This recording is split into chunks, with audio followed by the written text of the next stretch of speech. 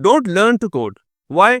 I have used every single AI tool available in the market, and what I realize, those tools can do better job than a newbie.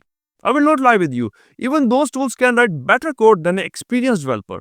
So only learning code will not help you to getting a job. And once again, this video only for those who are struggling to get their first job or who are struggling to get promotion.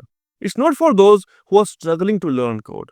If you're still struggling, I will encourage you go on the internet and watch some other video where you can learn your code, right? And once you learn the code, and again, with coding, I don't mean only coding. Even if you're good at HTML, CSS, still this video is relevant for you because still you can get a job. But with these three skills, which I'm going to share in this video. And the very first skill is, okay, before I dive deeper in the very first skill, let me share a small story with you. By the way, this is a true story of my classmate. Let's call him Jim for now. And he was too sharp, he can solve any problem in a matter of few minutes. And we both worked together for 3 years when I was doing my Masters of Computer Application. And he was too good, I have no words to praise about him. He was too good, he can solve any complex algorithm in a matter of few minutes. But there was one problem with Jim. Let's say you gave him one problem and he has solved that problem in a matter of few minutes, but he can't explain what he did, how he solved it. He can't explain his thought process. And this is the first skill which many developers underestimate.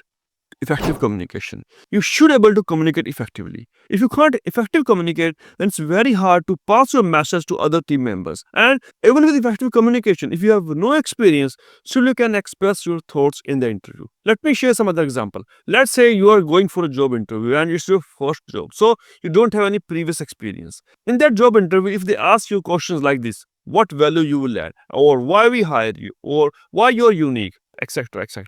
You can say, I work with few friends to develop a to-do application, and my friends were thinking about the tech stack, but I was thinking on the feature side. Should we try to add an item in the to-do list, or should we try to delete an item, or we should focus on soft delete? And also you can talk about, should the application be scalable? Is the application going in cloud or it's going on the desktop? But again, it's possible if you're an effective communicator. So that's the first point, effective communication.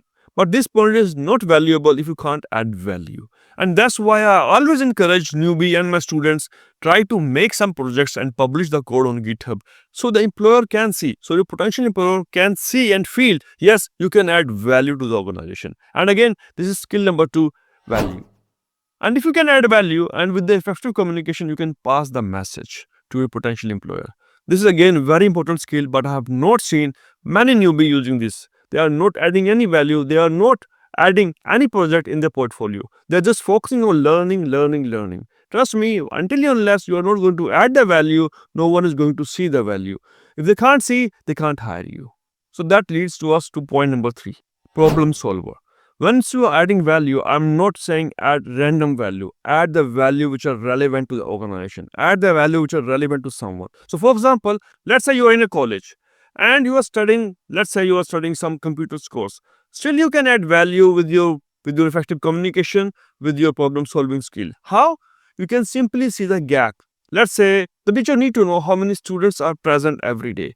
You can make a very simple attendance app and give it to your teacher, right? Then they can figure out the trends. Every Monday there's a decline of students, but every Wednesday there are more students in the class. This is what I mean. This is called value addition by problem solving. So once you have these 3 skills, effective communication, value addition, and finally problem solving skill, your chances to getting a job much higher as compared to other people. Not only higher, but if you're looking for promotion, your chances are much more higher as compared to others. But again, if you're still struggling, then I will encourage you to watch this video. Coding was hard until I realized these things. Hope it will help. Thank you very much.